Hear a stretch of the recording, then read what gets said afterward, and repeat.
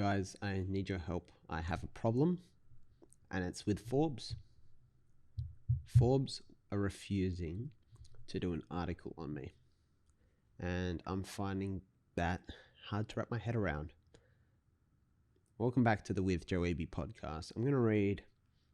I put this in the blog post, and I'm going to read their last email to me because I just think this is ridiculous. 13th September 2020. Subject, reply to stop leaving me off wealth lists. Joe Wehbe. Dear Mr. Wehbe, we appreciate your continued correspondence and persistence, but we must ask you to respectfully cease communication on this topic. Whilst you have an abundance of this real currency, as you call it, this is not a currency that can be factored into your net wealth. In fact, your net wealth is far from impressive at the moment. Furthermore, your preferred currency is not quantifiable. If you at least held cryptocurrencies or other tangible assets, we could place a valuation. At this time, unfortunately, we cannot help you. If you require validation for this form of wealth you've outlined, you're going to have to find it from within. Regards, the team at Forbes.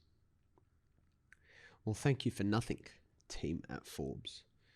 So what I'm getting really frustrated about is that these guys, I've showed them my balance sheet, but they don't seem to recognize the value of my balance sheet. Incredibly frustrating. I've showed them that, at times I've been part of a 5:30 club morning community. I've got all my friends from school still. We do Hound Dogs karaoke on the last Saturday of every month. I've got my guys from my soccer team. I've done a bunch of cool projects and initiatives this year where I've met awesome new people and I'm retaining those friendships. I've got loving and supporting family. I've got Duhat Labs, and we run all these creative learning projects out of Duhat Labs in groups of like-minded people, and I've got that. And I've set up all these assets that bring new people into my life with kind of minimal effort now. All right, I'm really proud of that. That's been a big change from years gone by, but they're refusing to recognize it. Forbes. Why do we have Forbes for? They don't get it. See, that balance sheet I'm describing to you, the balance sheet of my life, it's kind of like, you set up an investment property like a normal mum or dad family would, to provide you ongoing income, right? Because people live in it and they pay you rent and it keeps providing you income. It's like, that's what I've got set up. I've got those assets that bring people into my life, but they just won't value these assets. They're preferring monetary, financial assets, which are important, right? And I do put attention into those. They're not unimportant. It's not that they're without use. But why are they overlooking the cream? I mean, if I go back to this blog post, this is part of the bit I wrote. So trying to explore this basically. What can't Forbes understand? Part of me wants to send Forbes the details of the Harvard study of adult development, the study that tracked a group of men over their lives and found that above and beyond any other factor, quality of life was most heavily correlated with strength of social connectedness and quality of relationships, much more than money or anything else. I also want to share the research of John F. Helliwell, Richard Layard, and Jeffrey Sachs from the World Happiness Report, because it was they that found that 6 factors accounted for 75% of reported well-being. These included, and I go on to list, social support, generosity, trust, freedom, income per capita, healthy life expectancy, right? Those were the 6. But they concluded that social support was the most significant. So it begs the question, guys, am I just wasting my time with Forbes? Maybe they don't know what they're talking about, but they think that I don't know what I'm talking about. But what if it's the other way around? It's almost as if people don't realize that there is no wealth that matters, but a wealth of social connections. And that's what this blog post is titled that inspires today's episode.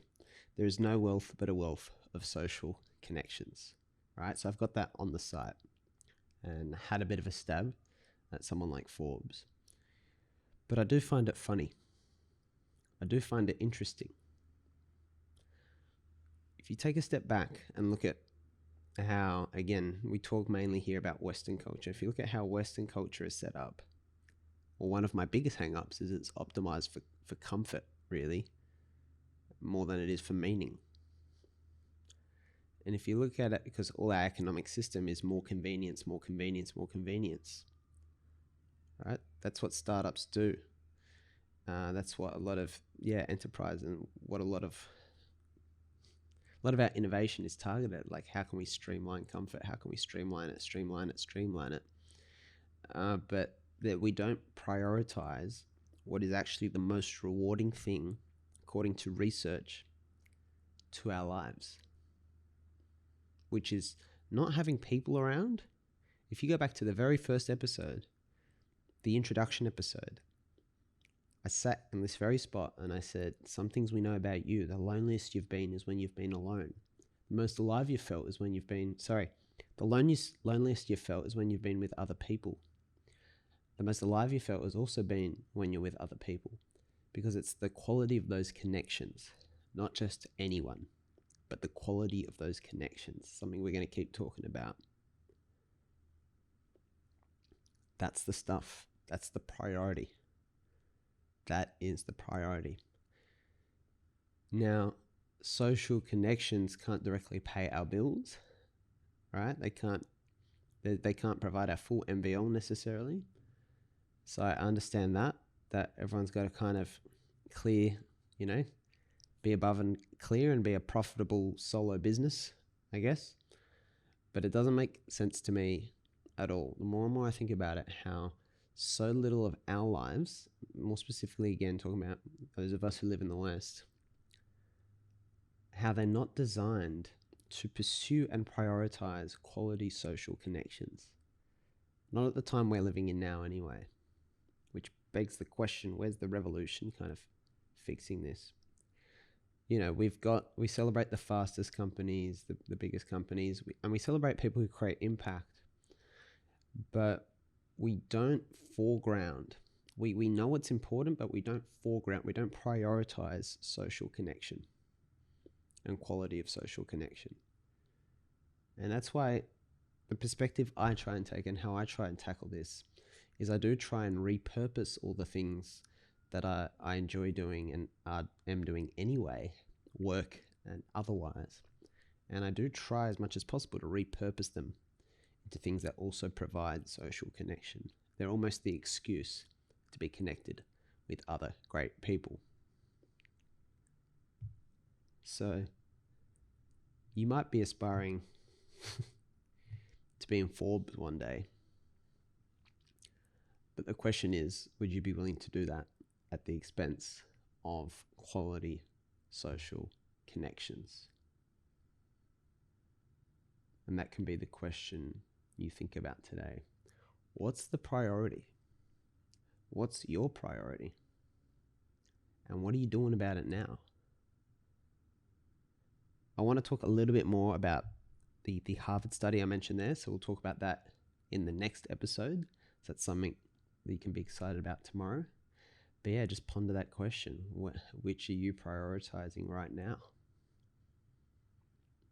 Reflect on that, and we'll talk even more about the value that can come from quality social connection. I think it's so interesting. I think it's obvious, but it's not obvious. I think I think even when we talk tomorrow in the next couple episodes, I think it really solidifies this point about why we should put most energy and effort into protecting or gaining and protecting quality social connection. Okay? Enough for one day? I agree. All right, so thank you very much, guys. That's it for the With Joe Wehbe podcast today. Just remember to keep sharing the insights directly or indirectly through all that you do, because the best way to open 1,000 doors for you is to concentrate on opening doors for others. Thank you.